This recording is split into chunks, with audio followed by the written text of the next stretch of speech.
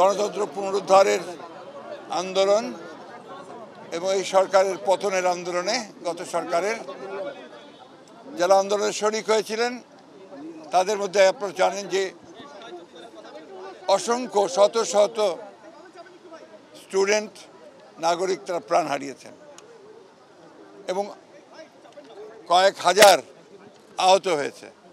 আমরা আজকে এই পঙ্গু হাসপাতালে এসেছিলাম যারা আহত হয়েছে তাদেরকে দেখার জন্য। আমরা হাসপাতাল কর্তৃপক্ষের কাছে যে তালিকাটা পেয়েছি তাতে দেখা যাচ্ছে যে এখানে 28 তারিখ থেকে 8 তারিখ পর্যন্ত এই হাসপাতালে যারা অ্যাটেন্ড করেছে বুলেট ইনজুরি এবং অন্যান্য ইনজুরি নিয়ে এই আন্দোলনের সময় তাদের সংখ্যা প্রায় 684 জন। এদের মধ্যে ডিসচার্জ হয়ে গেছে 417 জন। এখন এখানে ভর্তি আছে 124 জন এবং এদেরকে এখানে আপনার পা টোটালি অ্যাম্পিউট করা হয়েছে, তাদের সংখ্যা হচ্ছে আপনার 8 জন এবং আপার লিম্ব ওপরের অংশ থেকে যেটাকে কেটে বাদ দিয়েছে পা তাতে 1 জন, আর লোয়ার লিম্ব যেটা অর্থাৎ হাঁটু থেকে নিচে সেটা হচ্ছে 7 জন। টোটাল পেশেন্ট এখানে যে আসছে তার মধ্যে 3 জন ডেড, 2 জন এসছে একদম ডেড অবস্থায়, আর 1 জন আপনার এখানে এসে মারা গেছে। এই হচ্ছে এই হাসপাতালের চিত্র। এরকম প্রত্যেকটি হাসপাতালে অসংখ্য এই ছাত্র এবং নাগরিকের মৃত্যু হয়েছে, আহত হয়েছে। এটা আপনারা আমার চেয়ে ভালো জানেন কারণ আপনারা সংবাদ সংগ্রহ করছেন। প্রিয় সাংবাদিক ভাইয়েরা, আমি এখানে যে দৃশ্য দেখেছি এই দৃশ্য দেখার মতো নয়। ছোট ছোট ছেলে, একেবারে শিশু, তারা পর্যন্ত এখানে আছে বুলেট ইনজুরি নিয়ে। ছাত্ররা আছে, অসংখ্য ছাত্র ছোট ছোট কাজ করে, সিএনজি চালায়, ওয়ার্কশপে কাজ করে, এমনকি ফুড ডেলিভারি যে দেয় সেই ছেলেটা পর্যন্ত এখানে বুলেট ইনজুরি নিয়ে রয়েছে। এবং সমস্তগুলো এই আন্দোলন চলাকালীন সময়ে এই আন্দোলনগুলো, এই ইনজুরিগুলো ঘটেছে, হত্যাকাণ্ডগুলো ঘটেছে। আমরা এর নিন্দা জানানোর ভাষা খুঁজে পাই না।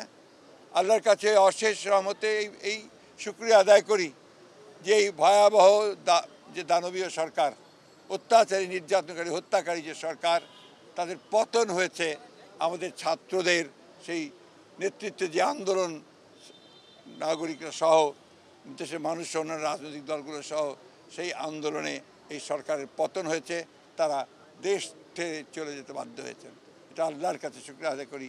আমি এই ছাত্র ওয়ারিয়র যোদ্ধা যারা আছে তাদেরকে আবারও স্যালুট এবং অভিবাদন জানাই। সেই সঙ্গে আমাদের রাজনৈতিক দলের নেতাকর্মীরা যারা আহত হয়েছেন, নিহত হয়েছেন, তাদের প্রতি আমি শ্রদ্ধা এবং আমার অনুভূতি জানাচ্ছি। আমরা আশা করি অতি অল্প সময়ের মধ্যে এরা অনেকে সেরে উঠবে, এদের আরও চিকিৎসা লাগবে। আমরা সব রকম সহযোগিতার কথা এখানে বলেছি। আমরা কর্তৃপক্ষের সঙ্গে কথা বলেছি, তাদের অনুরোধ করেছি আমাদেরকে যে সমস্ত তালিকাগুলো আমরা দেবে। আমাদের ড্যাব এখানে কাজ করছে, আমি দেখলাম ছাত্ররাও এখানে কাজ করছেন, তাদের ভলেন্টিয়ার্সরা। আমি অভিভূত হয়েছি যে আজকে তারা যেভাবে দেশের কল্যাণে, মানুষের জন্যে, দেশকে আপনার একটা শোষণমুক্ত বাংলাদেশ গড়ার জন্য, গণতন্ত্রকে ফিরিয়ে আনার জন্য যে লড়াই শুরু করেছেন, এই লড়াইয়ে তারা অগ্রণী সেনার ভ্যানগার্ডের ভূমিকা পালন করছেন। আমি আবারও তাদেরকে অভিবাদন জানাই। ডক্টর ইউনূস তো আমাদেরই ছাত্রদের আমাদেরই মনোনীত ব্যক্তি, যাকে আমরা গোটা জাতির পক্ষ থেকে এই দায়িত্ব দিয়েছি যে ইন্টারিম গভর্নমেন্টের দায়িত্ব তিনি পালন করবেন। আমরা অত্যন্ত আশাবাদী যে তার মতো মানুষ সফল নেতৃত্বে, যোগ্য নেতৃত্বে এই যে বিষয়টা আপনি বললেন এটা কাটিয়ে উঠে তিনি এটা নিয়ন্ত্রণ করতে পারবেন। সবচেয়ে বড় বিষয়টা কিন্তু শুধু সেটা না, এই গোটা প্রবলেমটার একটাই মূল, সেটা হচ্ছে গণতন্ত্রের অভাব। সেই গণতন্ত্রকে ফিরিয়ে আনাটা হচ্ছে তার অন্যতম প্রধান কাজ এবং তিনি ওটা যত দ্রুত গণতন্ত্রে ফিরিয়ে আনতে পারবেন ততই তিনি সাফল্য অর্জন করবেন। প্রথম তো হচ্ছে যে আপনার আইনশৃঙ্খলা রক্ষা, এটা আপনার প্রতিষ্ঠিত করতে হবে, রক্ষা করতে হবে, তার জন্য চূড়ান্ত ব্যবস্থা নিতে হবে। 2 নম্বর হচ্ছে অতি দ্রুত নির্বাচনের মধ্য দিয়ে আপনার গণতান্ত্রিক যে সরকার সেখানে প্রত্যাবর্তন করতে হবে। আর তৃতীয় হচ্ছে অর্থনীতিকে সফল রাখার জন্য সব রকম ব্যবস্থা নিতে হবে। এটা কোনো আপনারা বলেছি 3 মাস, আপনারা জানেন। আমাদের প্রশ্ন হচ্ছে 3 মাস, যত শীঘ্র সম্ভব।